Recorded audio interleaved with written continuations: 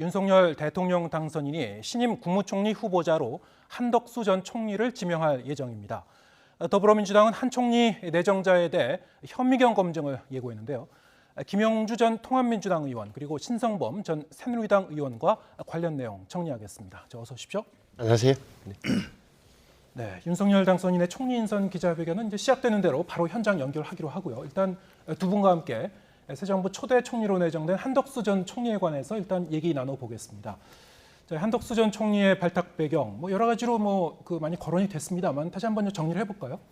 우선 안정성이죠. 그러니까 윤석열 당선인 입장에서는 정치 처음 하시는 분이 당선된 마당에 경륜과 안정감이 있는 분이 초대 총리로 왔으면은 당연히 금상첨화일 테고, 아마 가장 중요한 게 지금 보시면 아시겠지만 한덕수 전 총리잖아요. 네. 경력을 한번 보십시오. 그러니까 DJ 정부 때 청와대 경제수석을 했고, 노무현 정부에서 경제부총리와 국무총리를 했어요. 또 MB 정부, 이명박 정부에서 주미대사를 했고, 또 박근혜 정부에서는 한국무역협회장을 했어요. 다시 말하면 어떻게 보면 외교, 통상, 경제를 아울 수 있는 분이다. 좀 연세는 많지만, 그리고 또 무엇보다도 청문회를 생각한다면 호남 출신이라는 점. 역대 적어도 저분이 제 기억이 맞다면 김영삼 전 대통령 시절에도 차관인가 했어요. 통상산업부 차관을 했을 겁니다. 네. 그러니까 김영삼, 김대중, 노무현, 어떻게 보면 그다음에 박근혜, 이명박까지 쭉 이어지는 이 정부 빼고는 다 뭔가를 한 전문성이 인정받은 분이다. 또 안정감이 있고 경륜이 있다. 이런 대목에 대해서는 일치하기 때문에 아마 바로 일찍부터 좀 눈에 띄었던 거 아닌가, 당선인의 눈에. 저는 그렇게 보여져요. 네, 지금 말씀하신 대로 김영삼 정부부터 이명박 정권까지 네. 진보와 보수 정권을 가릴 것 없이 계속 중용됐었던 풍부한 경륜을 지니고 있다는 그 장점이 있고요. 또 호남 출신이라는 그런 점도 거론이 되고 있죠. 네.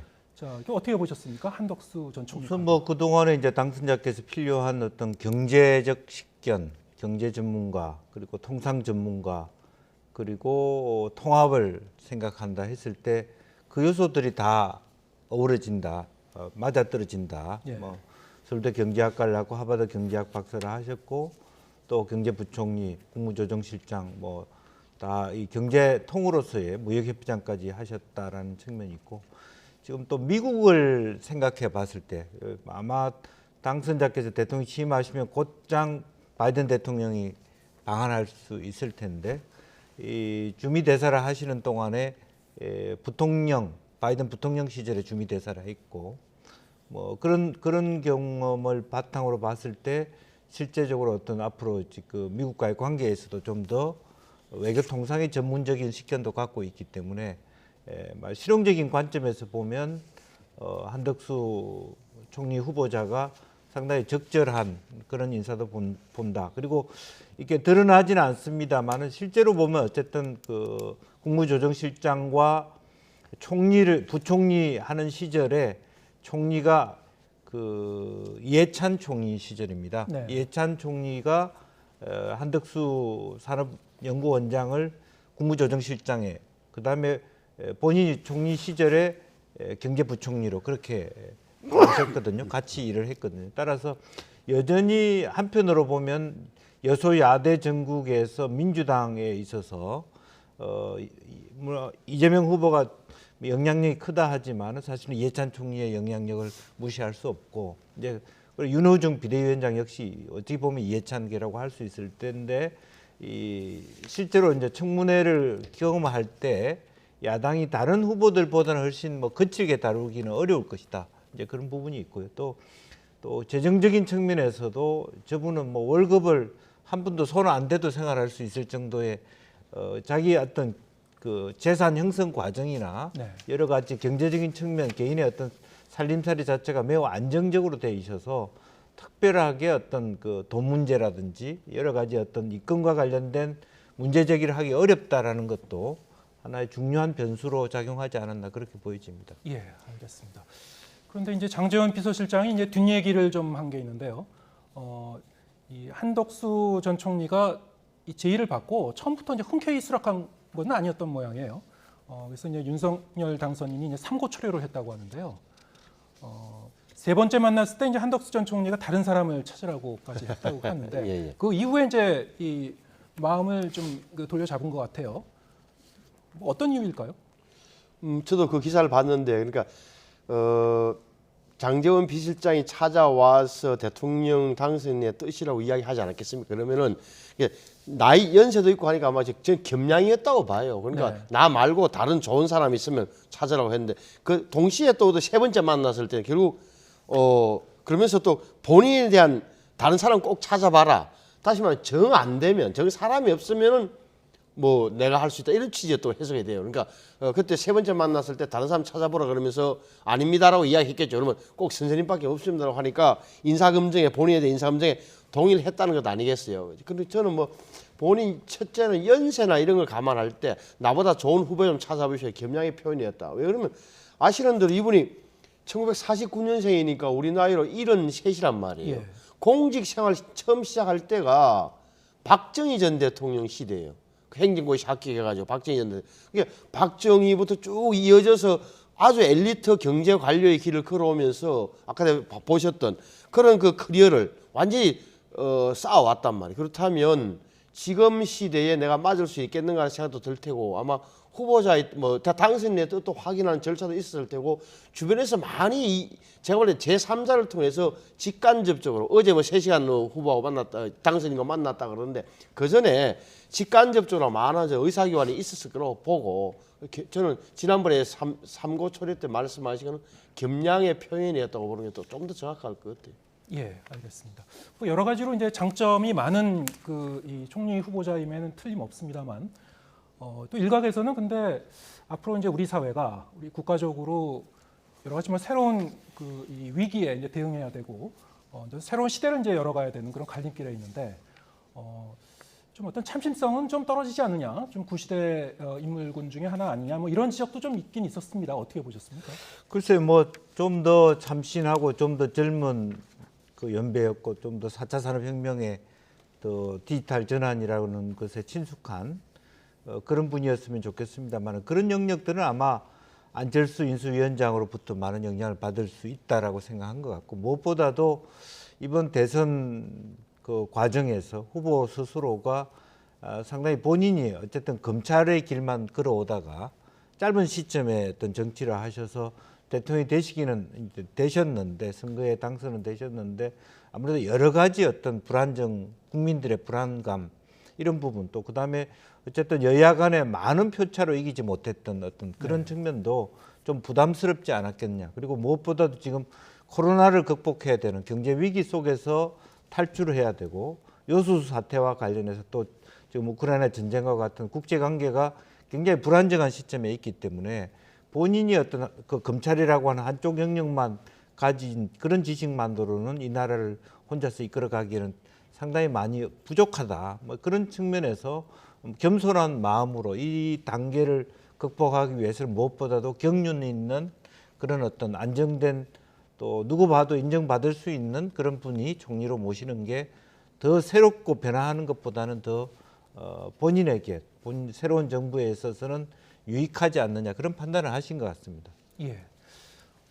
이 국회 이제 인사청문 과정을 이제 무난히 통과를 할지 물론 이제 그거는 뭐 실제로 저희가 좀 지켜봐야 되겠습니다만 시민단체가 이제 한덕수 전 총리에 대해서 문제 제기를 한 부분이 좀 있었습니다. 네, 이 투기자본감시센터가 지금 저희가 이제 얘기를 나누는 도중에 윤석열 대통령 당선인이 새 정부 초대 국무총리 후보자를 직접 발표합니다. 네, 기자회견장으로 직접 가보겠습니다.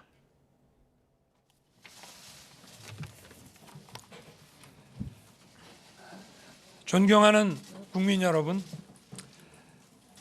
새 정부의 국무총리 후보자를 발표하겠습니다. 저와 함께 새 정부의 내각을 이끌어갈 국무총리 후보자는 한덕수 전 국무총리이십니다.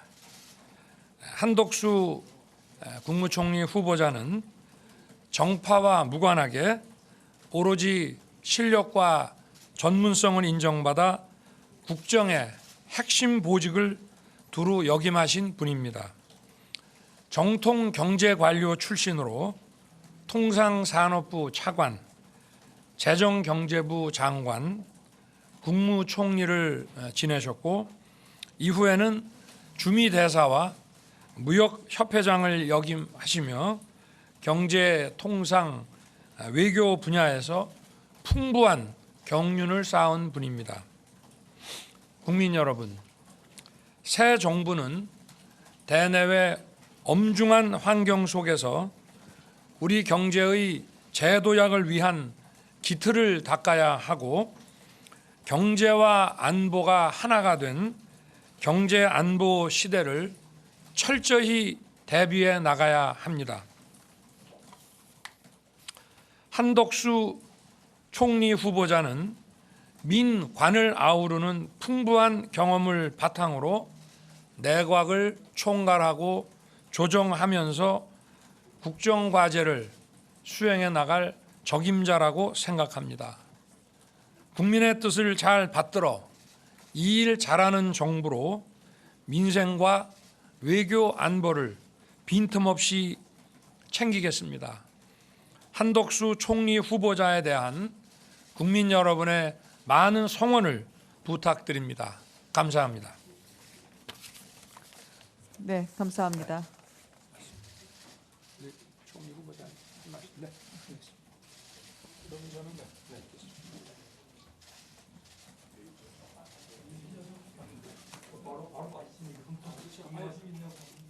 말씀하시고 네.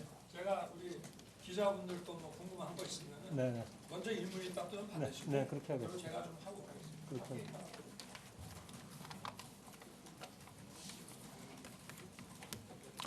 안녕하십니까. 우선 우리 대한민국을 둘러싼 대내외적으로 마스크를 벗으셔도 대내외적으로 경제와 또 지정학적 여건이 매우 엄중한 때에 국무총리 지명이라는 이런 아주 큰 짐을 지게 돼서 우선 한편으로는 영광스러우면서도 매우 무겁고 또 큰 그런 책임을 느낍니다. 우선 코비드-19라는 우리 팬데믹에 지금 온 국민이 일종의 전쟁을 하고 있다 이렇게 생각을 합니다. 우선 이 자리를 빌어서 국민을 이러한 전염병으로부터 보호해주기 위해서 불철주야 24시간 애쓰고 계시는 전국의 의료진과 또 간호에 종사하시는 분들께 정말 깊은 감사의 말씀을 우선 드리고 싶습니다. 그리고 정부도 이러한 노력들을 총괄 조정하면서 우리 국민들의 생명과 안전을 보호하기 위해서 최선의 그러한 노력을 저는 하고 있다고 그렇게 생각을 합니다. 이러한 전염병에 대한 대응과 또 이러한 대응 과정에서 일어나는 경제, 특히 중소, 영세, 상인, 중소기업들의 어려움은 더 말할 필요가 없겠습니다. 이것이 지금 거시적인 경제에 큰 영향을 미치고 있고 또 세계적인 이러한 부품 산업의 공급 이런 것들에 차질을 빚기 때문에 또 인플레이션 즉 물가가 지금 올라가고 있는 이러한 상황에 있습니다. 이것은 우리 민생을 더 어렵게 하는 이런 상황을 가져오고 있습니다. 두 번째로는 이런 지정학적 리스크가 세계적으로 매우 많아지고 또 어려움을 주고 있다 이렇게 생각합니다. 우크라이나 사태는 지금 에너지 가격을 천정부지로 올리고 있고 각 나라가 전략적 비축유를 지금 방출함으로써 가격을 안정시키기 위해서 노력을 하고 있습니다. 또 이것 이외에도 미국과 중국, 미국과 러시아 이러한 강대국 간의 새로운 이런 지정학적 경쟁, 전략적 경쟁은 우리에게 큰 위협을 주고 있습니다. 가까이는 북한이 또 이러한 여러 가지 핵을 비롯한 이런 능력을 증진시킴으로써 우리에게 많은 어려움을 지금 주고 있는 그런 상황이 되어 있습니다. 이러한 그 경제와 안보가 하나로 뭉쳐서 굴러가는 과정에서 우리에게 주는 이러한 어려움은 결국 이제까지 우리가 생각했던 세계화, 개방, 시장 경제를 다소 좀 변경을 시켜야 하는 그런 그 과제를 우리에게 던지고 있다 이렇게 생각을 하고 있습니다. 그러나 기본적으로 이러한 개방과 시장과 세계화의 큰 추세는 변하지 않을 것입니다. 그러나 이것의 운영에 있어서 우리가 좀 더 세밀하게 이러한 지정학적 리스크와 전염병의 문제에 대응하기 위한 그러한 조그만한 그런 그 조정은 우리가 시기를 놓치지 않고 해야 된다 이렇게 생각합니다. 또 우리의 큰 생산 능력에 영향을 미치는 저출산의 문제, 또 고령화의 문제, 이 문제에 대해서도 우리에게 새로운 큰 도전을 주면서 이에 대한 대응을 아주 시급하게 해야 되는 그런 그 여건을 조성하고 있습니다. 또 가계 부채, 즉 GDP의 100% 이상을 지금 넘고 있는 가계 부채가 일시에 우리 금융 시스템에 큰 영향을 주지 않도록 미리 대비하는 이러한 노력도 저희가 더 해야 되겠습니다. 그리고 이러한 지정학적 리스크에서 우리가 느끼는 것은 결국 우리가 국익을 중심으로 하는 외교 그리고 강한 국가를 위한 자각 노력을 매우 강화해야 되는 그런 필요성을 우리에게 제시하고 있습니다. 동시에 이러한 자각 노력을 하면서 세계 속에서 사랑받는 국가 그리고 신뢰받는 국가가 되도록 하는 그런 노력도 저희가 같이 해야 된다 이렇게 생각을 하고 있습니다. 국가가 책임을 지고 우리 국민들의 매일매일의 생활에서 이러한 과제의 중요성을 매일 느끼기는 어렵습니다만 국가의 중장기적인 운영을 위해서 꼭 해야 하는 것을 저는 4가지로 생각합니다. 첫째는 이런 국익 외교 그리고 강한 국방의 자각력을 해야 된다, 강화해야 된다 이런 생각입니다. 이러한 외교와 국방은 우리 국민들이 매일매일의 생활에서 그 영향을 느끼고 이해하는 데에는 다소 좀 어려움이 있을 수도 있습니다. 그러나 국가는 항상 이 문제에 대해서 온 노력을 기울여서 우리가 이러한 국익을 신장시키는 외교 그리고 강한 우리 국방을 위한 또 자강을 위한 억지력을 저희가 강화해야 된다 하는 것이 그 첫째입니다. 두 번째는 재정의 건전성입니다. 최근에 이런 전염병에 대응하기 위한 엄청난 재정, 금융 쪽에서의 그러한 그 확장 정책이 계속되고 있습니다. 단기적으로 이것은 매우 불가피하다고 보고 있습니다만 중장기적으로 우리나라의 재정 건전성은 이거는 정부만이 정말 큰 그러한 위기의식을 느끼고 대응해야 하는 그러한 하나의 과제다. 이것이 없으면 결국 우리 국가의 중장기적인 하나의 대외적인 신뢰 그리고 우리나라의 이러한 그 중장기적인 그러한 안정 이런 것을 기하기 어렵다. 세 번째로는 국제 수지입니다. 말하자면 달러를 중심으로 하는 경화를 우리가 충분히 확보해야 된다 하는 것이 되겠습니다. 이러한 국제 수지가 흑자가 많으면 많을수록 좋다고만 얘기할 수는 없습니다만 일정한 수준의 국제 수지의 흑자 기조는 우리가 유지를 해야 된다 하는 생각이고 이것이 불안정해질 때에는 우리에게 하나의 외환 위기의 가능성이 훨씬 더 커진다 하는 말씀을 드리겠습니다. 최근에 이런 지정학적 문제 때문에 일어나는 원유를 비롯한 에너지 가격의 상승이 우리에게 지금 단기적으로 국제 수지의 적자를 지금 불러오고 있습니다. 이 문제가 꼭 단기적인 문제로 그칠 것인지 아니면 우리의 경쟁력에 근본적인 문제가 일어나고 있는 것인지를 좀 더 면밀히 우리가 검토해서 일정 부분의 이런 국제수지 흑자를 우리가 유지하도록 노력해야 된다 이렇게 생각합니다. 네 번째 국가가 신경을 써야 되는 문제는 결국 생산력이 높은 국가가 유지되어야 된다 하는 것입니다. 이것은 우리가 잘 알다시피 교육을 통한 훌륭한 우리의 인력, 노동력이 확보돼야 되고 또 금융개혁을 통한 양질의 이러한 자본들 또 벤처 자본들이 공급이 되어야 됩니다만 이것 이외에도 이러한 그 생산력을 높이는 하나의 제도적인 그 생산성의 근본 요소, 뭐 경제학에서 이야기하는 총 요소 생산성을 높이는 그런 노력들이 일어나야 됩니다. 이것은 바로 우리 국가 운영의 제도와 연관이 된다는 것이 되겠습니다. 너무나 불평등한 사회는 바로 이런 총 요소 생산성을 낮춥니다. 통합이 이루어지지 않는 사회, 협치가 이루어지지 않는 정치는 이러한 총 요소 생산성을 낮춥니다. 깨끗하지 않은 사회, 경제적인 갈등 이런 것들은 또 그런 부의 효과를 가져오게 된다.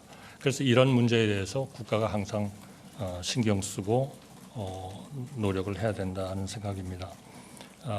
국민 행복과 직결되는 그러한 문제로서 일자리, 교육, 주택, 의료, 연금 등 국민의 행복과 직결되는 이런 문제에 대해서도 우리가 계속 노력을 해야 되는 과제다 이렇게 생각합니다.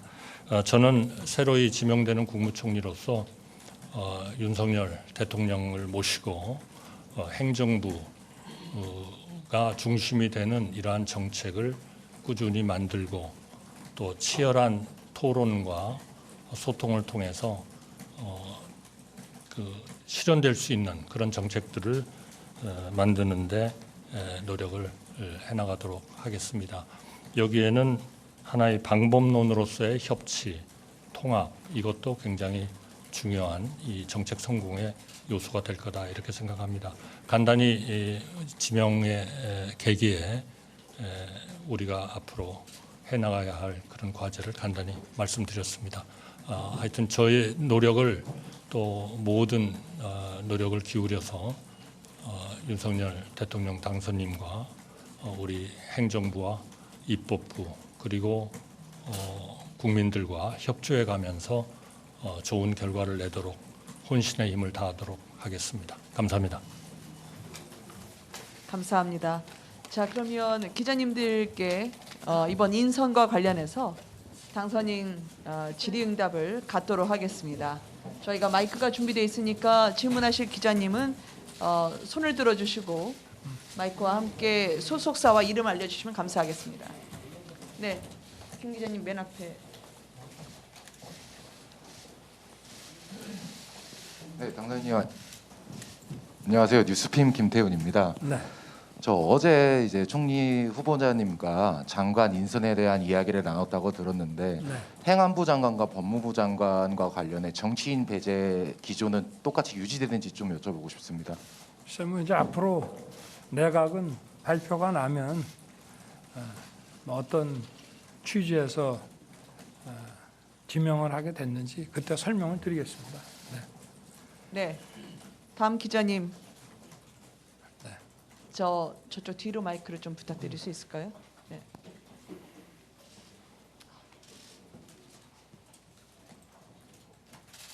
중앙일보 박혜인 기자입니다. 어제 그 총리 후보자님과 샌드위치 회동하셨다고 들었는데 그 차관 인사 같은 경우에는 총리와 뭐 장관과 함께 협의해서 결정을 하겠다 이런 말씀이 오갔다고 들었는데요. 조금 더 당선인님께서 구체적으로 말씀해 주실 수 있겠습니까? 그래서 아직 차관 인사까지는 생각을 안 했습니다만은 뭐 검증은 다른 곳에서 하더라도 결국 뭐 자기가 함께 일할 사람들을 선발하는 문제에서는 장관의 의견을 가장 중시할 생각입니다. 네. 네, 답변이 되셨을 것 같습니다. 다 혹시 추가로 질문을 그럼 마이크를 한 분 정도만 더. 한 분만 네, 좀 오늘. 또 받고요. 네. 네. JTBC 배양진입니다. 연결되는 질문인데요. 네. 그 장관에게 함께 일할 사람의 선발권을 존중을 하겠다고 말씀을 주셨고, 네. 그리고 보도가 되기로는 이 한덕수 총리 후보자님께서는 이 장관이 이제 업무를 하면서 어떤 의제를 실행할 것인지 과제도 제출할 수 있도록 하면 좋겠다는 의견을 네. 또 말씀하신 걸로 알고 있는데요. 네. 그러면 이 내각 운영을 하심에 있어서 책임 장관제를 좀 도입하려는 생각이 있으시다. 저희가 이렇게 해석을 해도 될까요?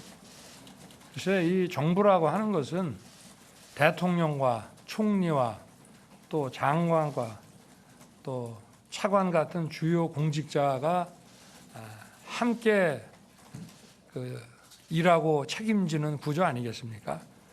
궁극적으로는 대통령이 책임을 지는 것이고, 그렇지만 가급적이면은 가장 가까이서 일할 분의 의견이 제일 존중돼야 된다는 것에 대해서는 저나 우리 한덕수 총리 후보자님이나 생각이 같을 것으로 저는 보고 있습니다. 네, 감사합니다. 그러면 당선인 그럼 하나만 더 우리- 할까요? 네, 그래. 네, 엄 기자님.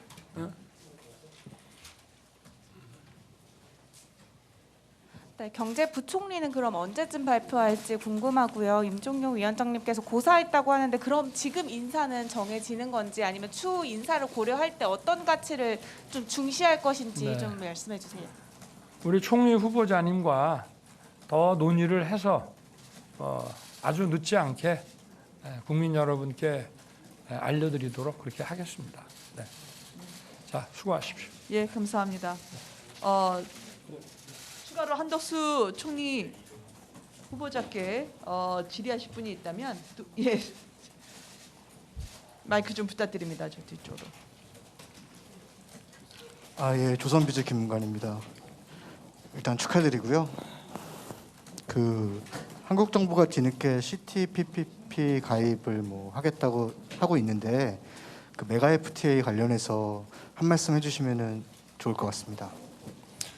그런 구체적인 이슈에 대해서는 지금 인수위원회가 아주 면밀하게 검토를 하고 있기 때문에 제가 그 인수위원회의 검토에 앞서서 무슨 말씀을 드리는 것은 조금 좀 어려움이 있다는 말씀을 드리고 싶습니다. 그러나 원칙적으로 원론적으로 봤을 때 우리나라의 경제가 해외의 많은 국가와 일종의 경제 통합을 이룬다는 것은 그거는 대부분 바람직한 방향이다 이렇게 보고 있습니다. 네, 감사합니다. 이동환 기자님 아까 손 드셨죠? 네, 연합뉴스 이동환입니다. 이제 여소야대 전국에서 민주당의 검증을 받게 되셨는데 어떤 인사 검증이나 총리 인선 표결에 따른 부담감은 없으신지 여쭙습니다. 그거는 하여튼 최선을 다하겠고요. 또 진정성 있게 그렇게 청문회에 대응하도록 하겠습니다. 그 결과는 진정성 있게 최선의 노력을 한 하나의 결과로서 저희가 받아들이도록 그렇게 하겠습니다. 네, MBC 이기주 기자님. 후보자님 일단 축하드리고요. 후보자님 스스로 이제 도덕성 검증에서 인사청문회나 그런 기준에 문제가 없다고 보시는지하고 두 번째는 향후 내각 인선 과정에서 도덕성 기준이 현 정부보다 더 강화돼야 한다 이렇게 또 보시는지 두 가지 질문드립니다. 글쎄요, 몇 가지 기준들을 가지고 있겠습니다만 결국 그러한 그 기준에 대한 평가는 우리 법적 절차에 따른 그 인사청문위원회가 결국 최종적인 판단을 하는 것이기 때문에 제가 어떤 부분은 문제를 삼지 말아야 된다, 어떤 부분은 중요한 거다 이렇게 우선순위를 정하는 것은 조금 적절하지 않지 않나 이렇게 생각합니다. 네. 하나 질문은 또 모셨죠. 스스로 생각하실 때 본인의 도덕성이 좀 검증에서 문제가 없을지에 대한 판단. 글쎄요, 그건 인사청문위원회의 몫으로 그렇게 생각해야 되지 않나 싶습니다. 저는 물론 최선을 다하겠습니다. 오늘 그 총리 후보자의 정견을 들으셨고 또 앞으로 인사청문회 절차가 남아 있기 때문에 저희가 질문은 한두 분 정도만 듣고 또 마무리하도록 하겠습니다. 너무 앞에 가서 김 기자님 저 맨 뒤로 가주실래요? 네. 예, 한국경제신문 김은엽 기자입니다. 방금 그 세계화로 인한 어떤 어려움과 공급망 위기에 대해서 특별히 말씀을 하셨는데요. 그 윤석열 당선인 공약이기도 한 그 신흥안보위원회 설치, 그러니까 국무총리실에 신흥안보 관련된 기구를 두는 것에 대해서 좀 어떻게 생각하시는지 여쭤보고 싶습니다. 이 모든 부분을 저는 뭐 인수위원회가 면밀하게 검토를 하고 계시리라고 생각이 들고요. 그러한 그 새로운 경제와 안보가 같이 이렇게 혼합되는 이러한 부분에 대해서 좀 더 적시에 올바른 대응을 하기 위한 그러한 그 전담 기능을 가진 그런 위원회는 아마 필요하지 않겠나 이렇게 생각을 해봅니다. 결국 그런 과정에서도 항상 우리가 염두에 둬야 할 것은 이런 공급망의 문제 또는 세계화의 문제에서 일어나는 반드시 하나의 어두운 그러한 면이 있습니다. 그러한 사회의 소외계층이 생긴다든지 하는 문제를 이러한 그 세계화와 개방을 통해서 성장하는 경제에서 우리가 얻는 하나의 그런 전체적인 이익이라 할까요? 아니면 그러한 그 이익에서 상당 부분을 이런 사회적으로 약자로서 떨어지기가 쉬운 분들에 대한 그런 지원 대책을 반드시 같이 해야 된다 이렇게 저는 생각하고 싶습니다. 그래서 이런 안보위원회가 작동을 하더라도 그것이 단순히 어떤 품목이나 제품을 어느 나라에 A 나라에서 B 나라로 옮기면 된다 이런 차원보다는 그런 그 안보위원회가 좀 더 거기서 한 발짝 더 나가서 그런 과정에서 일어나는 이 사회적인 그런 약자에 대한 배려 이런 것들이 같이 있어야 된다 그렇게 생각합니다. 네, 감사합니다. 한두 분 정도만 더 할까요? 네. 자, 그러면 설 기자님께 드리시고요. 뒤에 다시 한번 순서 드릴게요. 예, 후보님 일단 축하드리고요. 임종용 전 금융위원장이 일단 그 경제부총리직이든 고사를 했다고 들었는데 어제 논의하신 인사 내에 임종용 전 위원장이 있는지 그리고 어제 당선인과 인사 관련 내각 인사 관련 논의를 하실 때 따로 뭐 이견 같은 거는 없었는지도 궁금합니다. 저희가 이제 몇십 년 정부에서 일을 해보면요, 참으로 이렇게 능력 있는 사람과 좋은 사람을 보는 눈이 상당히 비슷하다는 것을 느끼게 됩니다. 그래서 임종용 기재부 장관 후보가 본인의 여러 가지 그러한 개인적인 사정 때문에 공직에 응하기가 어렵다고 판단을 했기 때문에 어제는 일단 후보에서는 제외를 하고 검토를 했습니다. 네, 이현영 기자님 질문 다 답변 되신 거죠? 네. 추가로 한 분 정도 듣고. 네. 예, CBS 이종주 기자입니다. 먼저 축하드리고요. 아까 질문 말씀 모두 발언할 때 재정 건전성 얘기 한번 나왔었는데요. 현재 단기적으로는 재정 건전성 이게 지금 금융이나 확장 재정하는 게 불가피하다. 다만 이게 중장기적으로는 좀 위험할 수 있다. 이렇게 좀 말씀하셨어요. 근데 윤석열 이제 당선인 분께서 처음에 50조 원 재원을 마련해서 코로나 대책하겠다. 그리고 방역지원금 같은 경우에는 지난번에 1차 추경에 300만 원씩 배포가 되는데 나머지 600만 원에 대해서는 당선 즉시 집행을 하는데 아직 집행이 안 됐거든요. 그리고 손실보상은 이제 지수화를 시켜가지고 추가로 한다 해가지고 지금 추경안이 50조가 넘어갈 수 있다는 설이 거의 그쪽에 이제 좀 중론이 모이고 있는데 재정 건전성을 이렇게 이제 총리 후보자께서는 이렇게 보신다면 채무 비율을 몇 % 정도로 관리하는 게 맞다고 보시고 50조 이상으로 넘어가면 어느 정도까지가 가능하다고 보시는지요? 재정 건전성을 보장하는 그러한 수준이 얼마나 되느냐 하는 것은 사실 상당히 아직도 토론의 여지가 있는 부분 같습니다.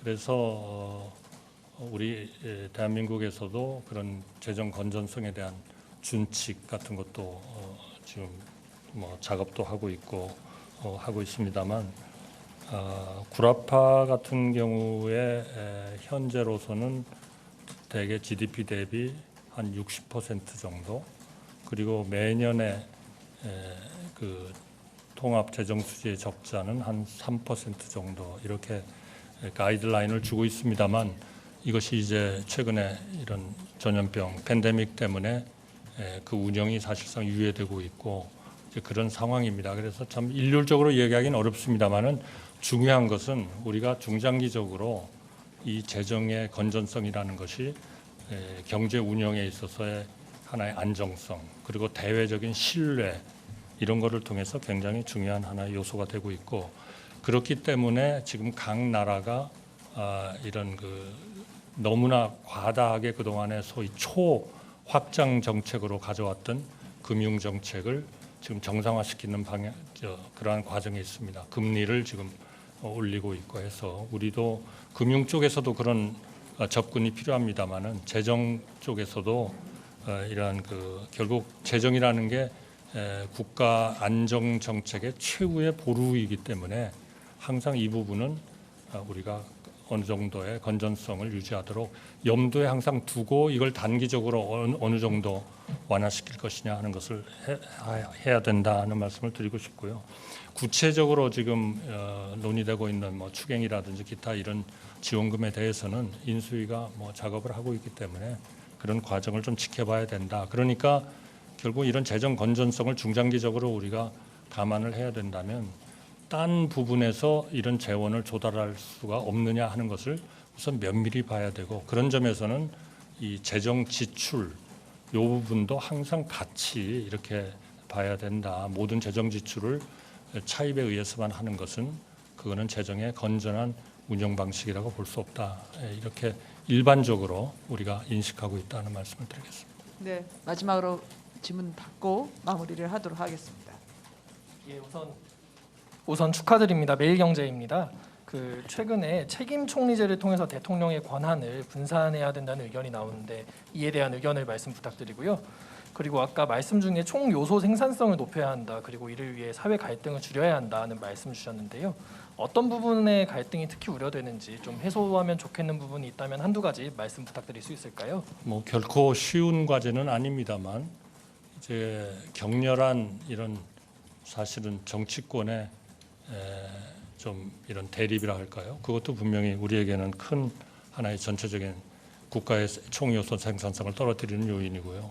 노사 간의 이런 그 불필요한 마찰 이런 것도 결국 그 노사 간의 관계가 우리 국내에서 노사 간의 대립을 하고 그것으로서 끝나는 것이 아니고 결국은 노동자는 노동자대로 전 세계의 노동자와 생산성과 어떻게 하는 것이 소위 좀 더 나은 그런 그 노사 관계를 가져갈 수 있냐 하는 쪽에서 경쟁을 하고 있는 것이기 때문에 그런 거를 항상 좀 우리가 염두에 두고 해야 된다. 꼭 필요하다. 그러니까 지금 대통령님께서도 당선인께서도 여러 번 강조하고 계시지만 이런 통합과 협치라는 것이 결국 이러한 그 굉장히 분야가 넓은 이러한 그 경제 정책, 외교 안보 정책에 있어서의 그거를 제대로 효율적으로 집행하기 위한 하나의 중요한 일종의 그 툴이라고 할까요? 이것이 된다. 거기에 대한 지금 인식이 굉장히 높아지고 있다. 이제 그런 말씀을 드리고 싶습니다.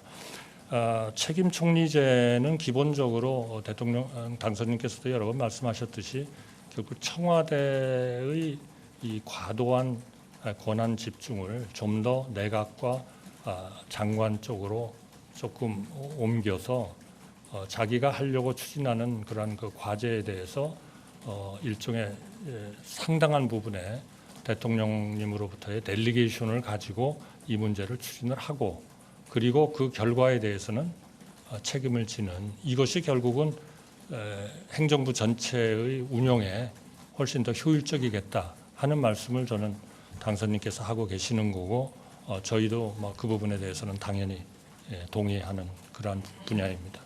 네, 고맙습니다. 자, 그럼 여기서 한덕수 총리 후보자의 발표를 마치고요. 또 기자님 다른 현안 질문 있으면 나중에 딥백그라운드로 제가 진행을 하도록 하겠습니다. 고생하셨습니다, 네, 기자님. 감사합니다. 네. 네. 함께 기자회견 참여해주신 국민 여러분과 언론인 여러분들께도 감사 말씀드립니다. 네, 서울 통이동 인수위 사무실에서 열린 윤석열 당선인의 총리 인선 기자회견 들으셨습니다. 윤석열 당선인은 한덕수 전 총리를 총리 지명자로 공식 발표를 했고요. 이 자리에는 한덕수 총리 지명자도 함께 자리를 해서 기자들과의 이제 일문일답을 들을 수 있었습니다. 윤석열 당선인은 이제 한덕수 전 총리를 총리 지명자로 인선한 배경에 대해서 경제와 통상, 안보 분야의 풍부한 경험을 바탕으로 앞으로 이 내각을 총괄하고 국정과제를 맡을 적임자로 생각했다고 얘기를 했고요. 한덕수 총리는 앞으로의 이제 국정 운영 방향에 대해서 몇 가지 신경 써야 될 점들을 한 4-5가지로 요약을 해서 설명을 했습니다. 먼저 외교 국방 분야에서 이제 자각 노력이 필요하다고 강조를 했고요. 재정 건전성에 중장기적으로 대응해야 된다. 그리고 국제 수지 흑자 기조를 계속 유지해 나갈 필요가 있고 국가의 높은 생산력이 노동력, 자본을 비롯한 여러 가지 측면에서 중요하다고 높은 생산력이 유지돼야 한다고 이제 얘기를 했습니다. 특히 이 부분과 관련해서는 협치의 중요성을 강조를 했습니다. 정치 분야의 격렬한 대립이 바로 이런 경제 분야에서의 국가의 높은 생산력을 유지하는 데 방해가 될 수 있기 때문에 협치의 중요성을 강조했고요. 이 전반적인 분야의 부분에 대해서 이제 이 한덕수 총리 지명자가 본인의 구상을 얘기했습니다만 이와 함께 취재진과의 질의응답에서 책임 총리제와 관련한 그런 질문도 나왔습니다. 책임 총리제와 관련해서 내각과 장관에게 국정 운영의 권한이 좀 더 집중돼야 될 필요성이 있다. 이런 본인의 의견도 밝혔습니다. 네, 기자회견 들으셨는데요. 자, 이 인선 배경 그리고 지금 뭐 한덕수 총리 지명자의 소감 들으셨는데요. 어떻게 들으셨습니까? 우선 굉장히 차분하고 안정감 있다. 그리고 의외로 폭넓은 시각이랄까 시야가 굉장히 넓어지셨다는 느낌 받았어요. 그러니까 저분이 말이죠. 마지막으로 MB, 자 다시 한번 경제부총리, 국무총리, 주미대사, 무역협회장 MBC를 하고 나서 아마 야인 생활을 하면서 자기가 총괄적으로 오랫동안 했던 공직 생활에 총괄적 경험을 다 쏟아놓은 것 같아요. 제 눈에 띈 대목은 이런 대목이에요. 그러니까 윤석열 당선인은 뭐라고 규정을 했느냐. 이분은 내각을 총괄 조정하고 국정과제 수행할 적임자라고 소개를 한 거 그 정확하게. 그럼 한덕수 총리 내정자는 지명자는 다시 준비된 듯한 말을 쭉 해온 거예요. 생각을 정리가 싹 돼 있는 분 같아요. 특히 제 눈에 띈 대목은 한덕수 행정부의 4대 목표를 말씀하신 대로 정확하게 제시하더라고요. 4대 과제랄까. 예. 뭐냐. 국익 외교 강한 국방력. 둘째, 재정 건전성. 셋째, 국제 수지 흑자 달성 달러 확보. 셋째, 생산성 높은 국가. 이 생산력 높은 국가라 이 대목이 상당히 해석하기가 어려운데 이게 아마 내일 정도 경제신문에 있는데 엄청나게 크게 다룰 겁니다. 근데 저는 의미 있다고 봐요. 그러니까 현재 정부가 우리 나라가 처한 위치에 대해서는 지정학적 리스크, 코로나와의 싸움 이렇게 양쪽으로 정리를 했고 한덕수 행정부의 4개 목표 내지는 4대 과제를 이미 마음속에 정리하고 있다. 이 정도라면 무엇을 해야 될지도 알고 있고 무엇을 준비해야 될지도 좀 마음속에 이미 준비가 돼 있는 분 같다. 저는 그래서 조금 마음이 놓여요. 연세에 비해서는 훨씬 더 원숙해졌다 그럴까? 굉장한 내공을 갖고 있는 어떻게 보면 대통령이 하시는 말씀 같잖아요. 사실은 저는 과제, 국제 인식이나 정부의 과제 이렇게 설정하고 설명하는 것 자체가 굉장히 수준이 높다고 저는 봐요.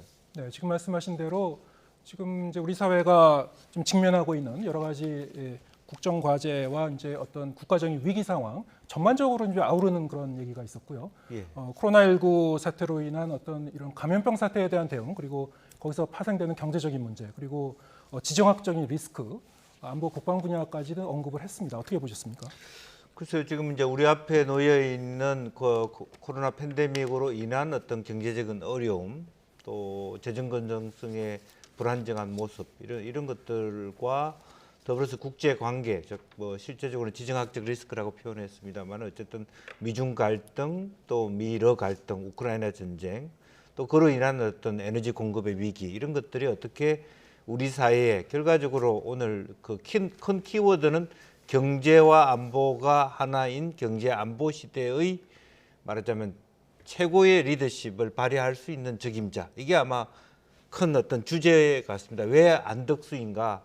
경제와 안보가 하나 된 이 세상의 문제, 팬데믹과 지정학적 리스크를 함께 극복해야 되는 어떤 혼란 속에 빠져 있는 대한민국의 경제, 정치, 국제 관계의 위기들을 돌파할 수 있는 그런 리더십의 적임자다라는 것을 얘기했고, 그래서 그런 어떤 단순히 경제부총리적인 인상을 뛰어넘어서 결과적으로 국민 통합까지 왜 가져가야 되느냐, 뭐 심지어는 저출산 고령화 문제라든지 또 노사관계 문제라든지 이런 것까지 어떻게 이 정부가 보고 있는가, 이제 이런 것들이 느껴지고, 또 하나는 지금 통상이라고 하는 부분들을 산업부가 가져갈 것인가 외교부가 가져갈 것인가, 이제 그런 것들이 여야 간의 인수위 안에 어떤 고민과 내용으로 정리되고 있는가도 반쯤은 엿보이는 그런 어떤 발표다, 그렇게 보여집니다. 네, 뭐 정통 관료 출신으로서의 어떤 그 전문성, 경륜이 느껴지는 그런 기자회견 내용이었다, 이렇게 이제 두 분이 평가해 주셨고요.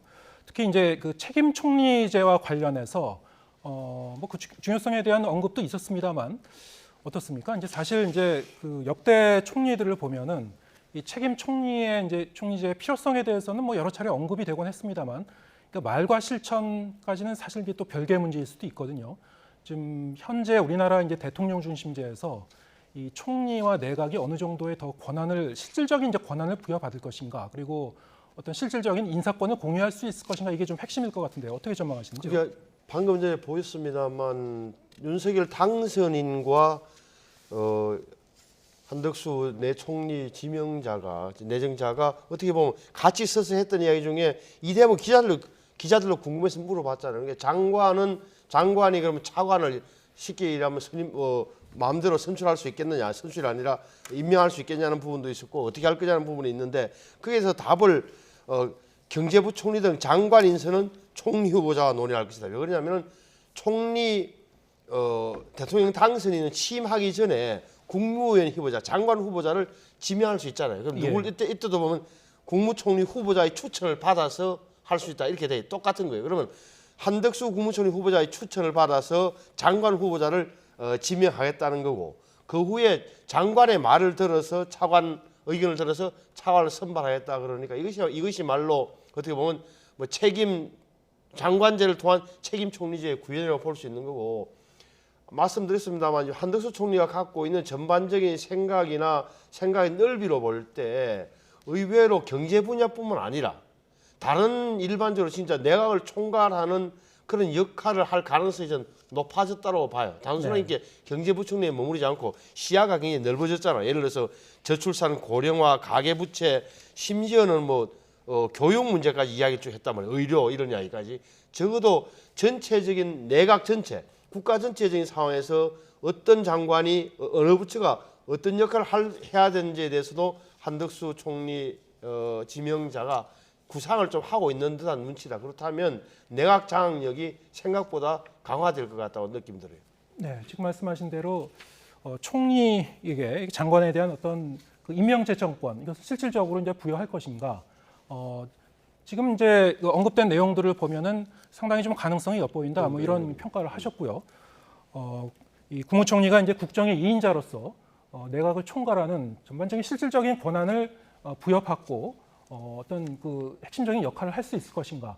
저희 한덕수 총리 후보자 앞으로 물론 이제 이 국회에서의 이제 인사청문 과정을 거쳐서 이제 총리로서 이제 취임을 하게 되면은 자, 어떻게 전망하시는지요? 글쎄요, 이제 그 윤석열 당선자가 대통령이 되고 나신 뒤후에 얼마나 어떤 그 스타일을 보일 것이냐에 따라 좀 아직까지는 가늠하기 어렵다고 보는데, 한 두 가지 측면에서 좀 긍정적인 시그널로 보는 것은 본인이 청와대에 안 들어갈 정도로 제왕적 대통령제를 멀리하겠다. 즉 현 정부가 수석 보좌관, 즉 어떤 핵심 측근 중심으로 국정을 이끌어갔다라면 실제로 윤 당선자는 장관 중심으로 일하는 실무자 중심으로, 또 아까 그 한덕수 총리 후보자도 델리게이션 얘기를 했습니다만 권한과 위임을 받아서 일할 수 있도록 하겠다라고 하는 측면은 진일보한 부분이다. 그렇게 진행된다면 자연스럽게 원래 갖고 있었던 권한인 어떤 일정한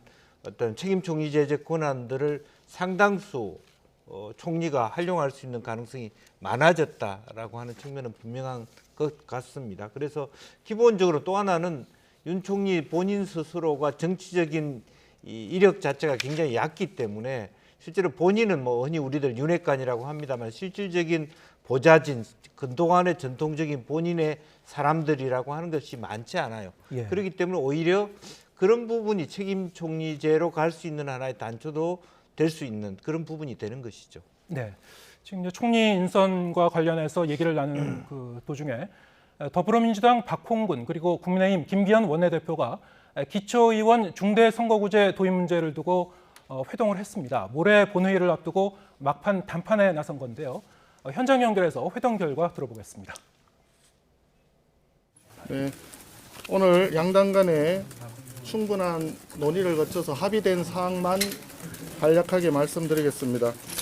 4월 4일 내일입니다. 4월 4일 법사위를 개최하여 공군 20 전투 비행단 군내 성폭력으로 인한 사망 사건 관련 특검 법안을 상정하여 논의한 후에 합의 처리한다. 양당 정책위 의장은 시급한 민생 현안 해결을 위하여 공통 대선 공약 실천을 위한 협의를 시작한다. 이상 두 가지 합의 사항이었습니다. 질문 주시죠.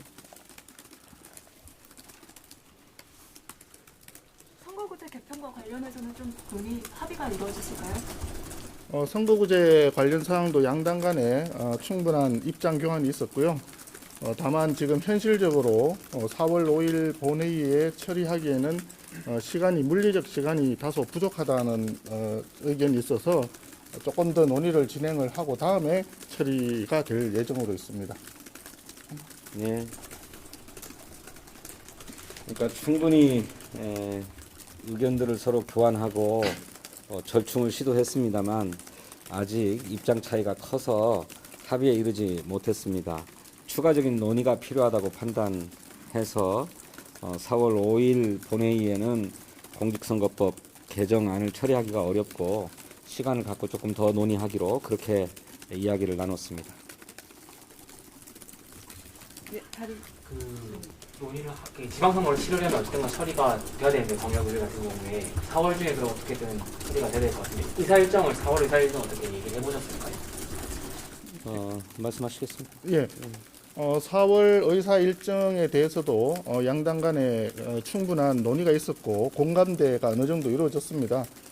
그렇지만 우리 당 내에 또 원내대표 선거가 예정이 되어 있고 하기 때문에 지금 당장 결정을 하기에는 다소 좀 부적절한 측면이 있어서 의견 교환은 충분히 이루어졌지만 날짜를 지금 정하지는 않았습니다. 그러나 오늘 논의된 내용으로 봐서는 대체로 아마 다음 주에 본회의가 열어야 될 것으로 지금 그렇게 생각을 하고 있습니다. 법안 처리 등을 위한 의사 일정, 본회의 일정에 대해서 서로 구체적으로 검토했고 그에 대해서 공감을 이룬 만큼 국민의힘 차기 원내 지도부에게 그런 공감대를 전하기로 그렇게 이야기를 나눴습니다. 4월 중순, 4월 하순, 또 4월 임시국회 맨 마지막 날 회기에는 법안 처리가 필요할 것으로 보인다. 이렇게 공감대를 이뤘습니다. 예. 추가적인 구체적인 일정은 어차피 원내대표가 이제 다음. 네, 오늘 여야 원내대표 회동과 관련해서 논의된 내용 간단히 발표 내용 들으셨습니다. 일단은 이 여야 양측이 내일 법사위에서 비행단 국내 성폭력 사망사건 특검법을 상정하기로 합의를 했고요. 기초의회의 이 선거구제 개편 관련해서는 양당 간의 충분한 입장 교환은 이루어졌지만은 아직까지 입장 차이가 커서 합의에는 이르지 못했다고 얘기를 했습니다. 추가적인 논의가 이제 필요한 상황 같고요. 4월 5일 본회의 처리는 물리적으로 좀 시간상 좀 어려운 상태다 이런 설명이 있었습니다. 그래서 의사일정 의견을 교환하고요. 당내 선거로 추후 결정할 예정이다 이런 설명도 있었습니다. 자, 이 4월 5일 본회의를 앞두고 이 원내대표끼리 이제 좀 막판 담판을 하느라고 이제 함께 자리를 했던 것 같은데 합의를 이르기까지는 좀 이견 차이가 있었던 것 같습니다. 저게 지금 가장 크게 지금 6월 1일 날 지방선거를 앞두고 저게 초미의 관심사이 뭐냐? 선거법 개정 사항인데 기초의원, 다시 말하면 우리가 흔히 말하는 구의원, 군의원 하는 거 있잖아요. 기초의원들. 선거구 중대선거구제. 중대선거 다시 말하면 최소 3인 이상 해야 된다는 그 조항을 넣냐만 해. 그 문제예요. 근데 저게 지역에서 굉장히 지금 선거 출마자들이 지금 기다리고 있는 거예요. 선거가 획정이 안 됐어요. 그러니까 전부 다 어떻게 바뀔지 모르다고 서울만 쳐다보고 국회를 쳐다보고 있는데 아직도 어느 정도 이야기는 됐지만 최종 합의에 이르지 못해서 모레 본회의는 안 넣는다는 그러면 언제 한다는 건지 그러면 국민의힘의 저 원내 지도부가 구성되고 나서 한다는 건지 아직도 정확하게 모르겠어요. 그 소원석 의원이나 진성준 의원의 말을 들어보면은 뭐 내막은 알 수 없으나 지금 지역에서 출마를 선언하고 준비하고 선거운동을 하는 사람들 입장에서는 정치 지망생들 입장에서는 피가 마르는 상황인 건 맞아요. 이게. 네, 기초지자체 그리고 네. 기초의원들의 이 선출 방식을 놓고 이제 이 중대선거구제라는 것이 이제 그동안 그 소수 이제 거대 정당이 이제 이른바 이제 승자 독식 그런 차원에서 이 의원들을 석을 좀 많이 가져가는 그런 네. 폐해를 갖다가 좀 완화하려는 네. 그런 차원에서 정치권에서 오랫동안 논의는 됐습니다만 중대선거구제 이제 도입을 놓고 단기간에 이제 의견을 좁히는 게 실질적으로는 좀 쉽지는 않은 것 같습니다. 아무래도 국민의힘에서는 아마 두 가지 정면을 가지고 조금 다른 의견을 낸다고 보는데 하나는 우선은 그 3인에서 5인까지는 아니더라도 현재도 광역의회가 기초의회의 선거인 수를 지정할 수 있는 권한을 갖고 있습니다. 굳이 말하자면 법사위를 통과하지 않더라도 만약 의지만 있다면 거의 대다수의 말하자면 광역의회를 지배하고 있는 민주당이 스스로 결정해서 이 문제 해결할 수 있다는 것 측면이 하나 있고 두 번째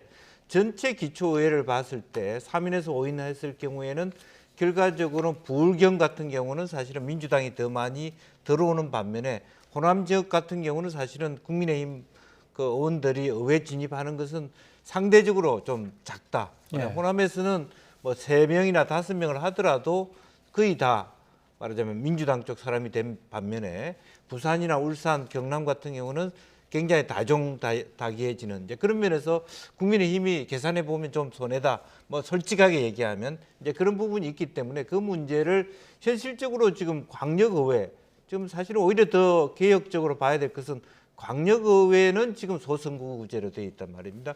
서울시만 하더라도 90% 이상이 한 당이 차지하고 있는 문제를 어떻게 볼 것이냐 그런 쟁점도 아마 민주당이 같이 고민해야 될 지점이다 그렇게 보여집니다. 네. 지방선거를 앞두고 뭐 여러 정당의 이해관계가 첨예하게 이제 엇갈릴 수 있는 그런 부분이기도 한데요. 여야 간의 이 의견 접근 그리고 협치가 어느 정도 될지 잘 지켜봐야 될 것 같습니다. 자, 오늘 말씀 여기까지 듣겠습니다. 김영주 전 통합민주당 의원 그리고 신성범 전 새누리당 의원과 함께했습니다. 고맙습니다.